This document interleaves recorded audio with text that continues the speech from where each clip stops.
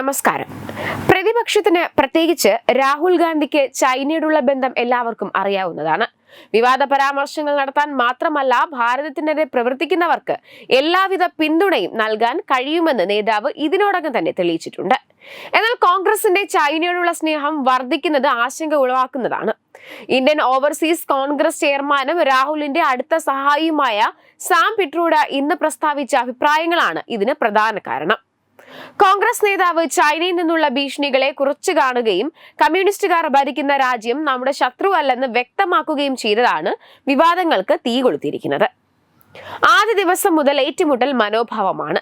ആ മനോഭാവം ശത്രുവിനെ സൃഷ്ടിക്കുന്നു, അത് രാജ്യത്ത് ചില പിന്തുണകൾ സൃഷ്ടിക്കുന്നു. ആ രീതി നമ്മൾ മാറ്റേണ്ടതുണ്ടെന്ന് ഞാൻ കരുതുന്നുവെന്നാണ് സാം പറഞ്ഞത്. ആദ്യ ദിവസം മുതൽ ചൈന ശത്രുവാണെന്ന് കരുതുന്നത് ന്യായമല്ലെന്നും ഇന്ത്യൻ ഓവർസീസ് കോൺഗ്രസ് ചെയർമാൻ പറഞ്ഞു. കൂടാതെ ചൈനയുമായി ആശയവിനിമയം വർദ്ധിപ്പിക്കാനും സഹകരിച്ച് പ്രവർത്തിക്കാനും മുതിരണം. ചൈന എല്ലാ അർത്ഥത്തിലും വളരുകയാണെന്നും അദ്ദേഹം വ്യക്തമാക്കി. സാം പിട്രോഡയ്ക്ക് പുറമെ കോൺഗ്രസ് നേതാവ് രാഹുൽ നിരവധി തവണ ചൈനയോടുള്ള തന്റെ ആരാധന പ്രകടിപ്പിച്ചിട്ടുണ്ട്. 2023 മാർച്ചിൽ ക്രോംബ്രിഡ്ജ് ജഡ്ജ് ബിസിനസ് സ്കൂളിൽ നടത്തിയ വിവാദ പ്രസംഗത്തിൽ രാഹുൽ ചൈനയെ സൂപ്പർ പവർ എന്നും പ്രകൃതിയുടെ ശക്തിയെന്നും പ്രശംസിച്ചിരുന്നു.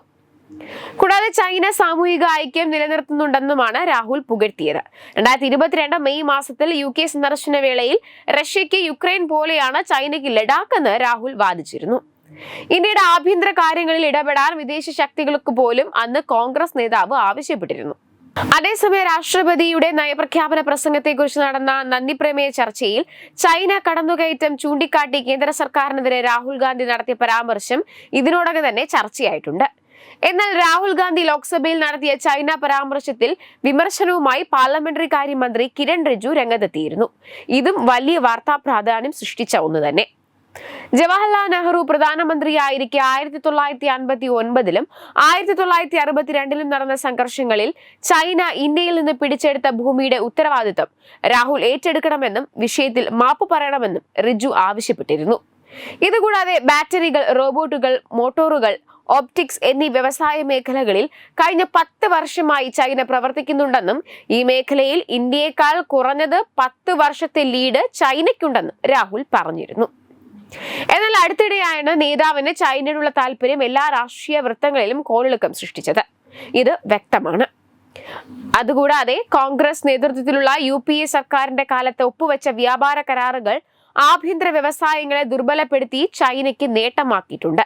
പ്രധാനമന്ത്രി നരേന്ദ്രമോദി ഇന്ത്യയുടെ ഉൽപാദന മേഖലയുടെ വളർച്ചയെ പിന്തുണച്ചിട്ടില്ലെന്നോ ചൈനയുമായുള്ള മത്സരം വളർത്തിയെടുക്കുന്നതിൽ പരാജയപ്പെടുന്നുവെന്നോ തെളിയിക്കാൻ രാഹുലിന് കഴിയില്ല.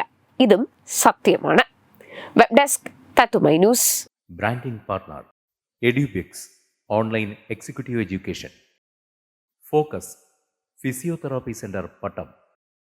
ഉന്നത് എഞ്ചിനീയറിംഗ് ഗുജറാത്ത്.